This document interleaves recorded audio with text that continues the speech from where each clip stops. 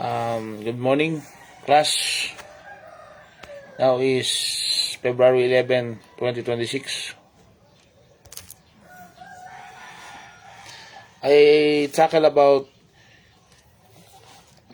Alternative Dispute Resolution Act of 2004, Republic Act 9285. We tackle last, and I assigned the work in sending video that you define all about this law. It refers to any means of settling disputes outside the courtroom. Inaayos po yung mga na hindi na kinakailangan sa courtroom. May mga gulo o sigalot na pwede nating ayusin sa labas ng courtroom. That the ADR is a neutral evaluation, negotiation, conciliation, mediation, and arbitration. That negotiation allows the parties to meet in order to settle a dispute. Mediation is an informal alternative to litigation. Mediators are individuals trained in negotiations. Litigation and court trials are extremely expensive and risky propositions. And there is no certainty that a trial will bring a par or just ruling for a case. Okay. Intindihan natin kung bakit may ganoon po. Republic Act 92285 is also known as the Alternative Dispute Resolution Act of 2004. The Alternative Dispute Resolution Act of 2004. The policy of the state regarding alternative dispute resolution. It is hereby declared the policy of the state to actively promote party autonomy in the resolution of disputes or the freedom of the party to make their own arrangement to resolve their disputes. The state shall encourage and actively promote the use of alternative dispute resolution ADR as an important means to achieve speedy and impartial justice and the clogged court dockets. The state shall provide means for the use of ADR as an efficient tool and an alternative procedure for resolution of appropriate case. The state shall enlist active private sector participation. Okay, the state shall provide means for the use of ADR as an efficient tool and an alternative procedure for the resolution of appropriate cases. The state shall enlist active private sector participation in the state settlement of dispute through ADR or alternative dispute resolution. Thus, a Republic Act 9285 limit the power of the Supreme Court to adopt any ADR system. Answer is no. This act shall be without prejudice to adoption by the Supreme Court of any ADR system, such as mediation, conciliation, arbitration, or any combination thereof, as a means of achieving speedy and efficient means of resolving cases, pending before all courts in the Philippines, which shall be governed by such rules as the Supreme Court may approve from time to time. Section 2, Republic Act 9285. Alternative dispute resolutions. An alternative dispute resolution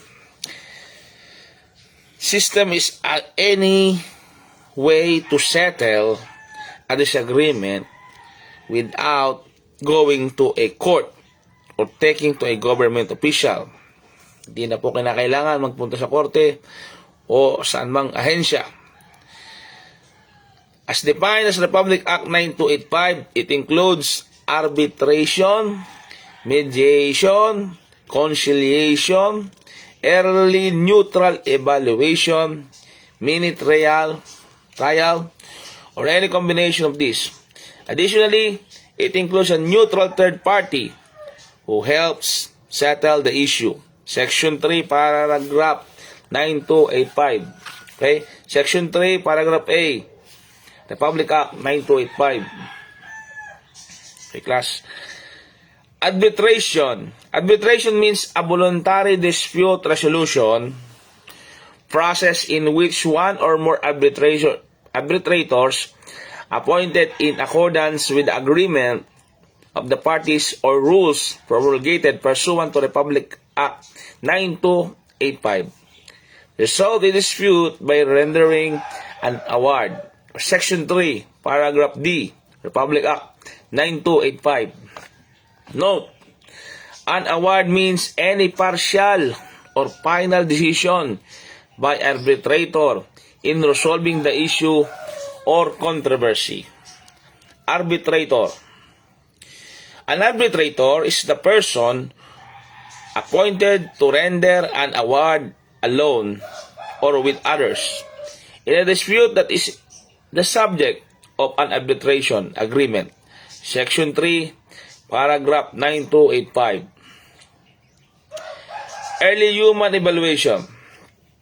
This means an ADR process wherein the parties and their lawyers are brought together early in the pretrial phase to present summaries of their cases and receive a non-binding assessment by an experienced neutral person with expertise in the subject matter of the dispute.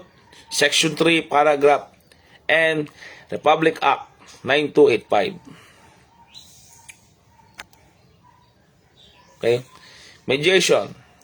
It means a voluntary process in which a mediator selected by a disputing parties facilitates communication and negotiation and assist the parties in reaching a voluntary agreement regarding a dispute.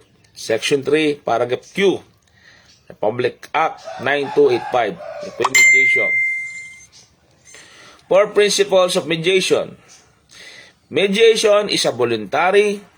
Both of you have to want to mediate, and either of you can stop the mediation process at any time. The Alternative Dispute Resolution Act of 2004, mediators are impartial. The mediators does not take a side and is also or always there for both of you. Mediators are impartial. The mediator does not take sides, is always there for you, for both of you. Okay? I just checked this.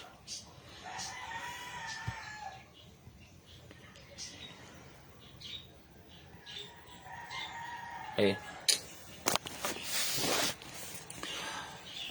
A mediator is a person who conducts mediation. Section 3, paragraph R, Republic Act 9285.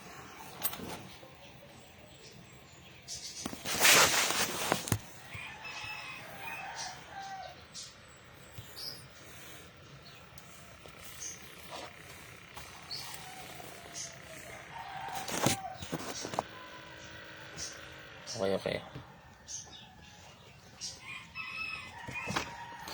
Mediation party.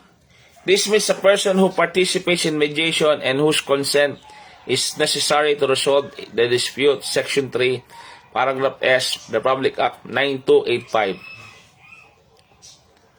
This means a person who participates in mediation and whose consent is necessary to resolve the dispute. Section 3, paragraph S, Republic Act 9285. Mediation, arbitration. Mediation, arbitration. Mediation, arbitration, or MED-ARB is a step-by-step dispute resolution process involving both mediation and arbitration. Section 3, paragraph T, Republic Act 9285. Mini trial. This means a structured dispute resolution method in which the merit of the case are argued before a panel comprising senior decision makers with or without the presence of neutral third person, after which the parties seek and negotiate settle. Section 3, paragraph U, Republic Act 9285. Yan po yung mini trial.